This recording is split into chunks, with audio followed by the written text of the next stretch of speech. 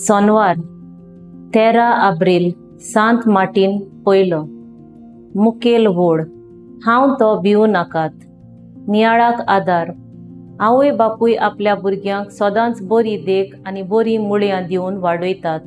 कांय आवय बापूय आपली भुरगीं कांयच काम धंदो करिनात म्हूण ओकमान करतात। असलीं भुरगीं भितरल्या भितर फुगार जातात, तांच्या उतराक मान दिवंक नोकरी सोदूंक भायर सरतात।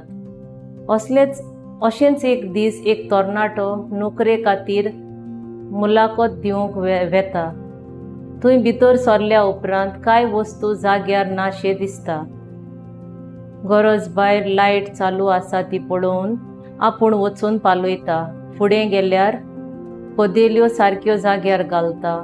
मुलाखत घेवपाचो वेळ आयल्या उपरांत मॅनेजर फाल्यां तावन नोकरेक हाजीर रावंक सांगता।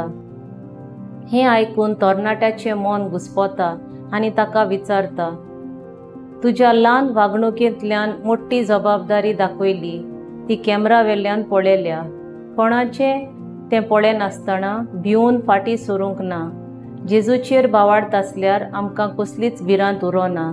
देव आमकां कळयनासतना आमच्या आदाराक येता।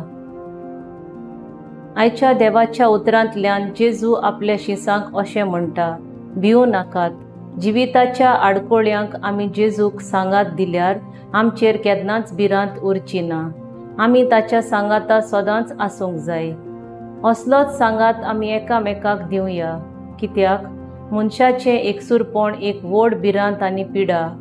त्या पासत देवाच्या नांवान आमी असलो सांगात दिता तेन्ना आमकां आनीक गोठाय फावो जाता। म्हजो ताराव, हांव सदांच जेजूक सांगाताक घेवन दुसऱ्यांकूय सांगात दिवंक वावुरतलीं।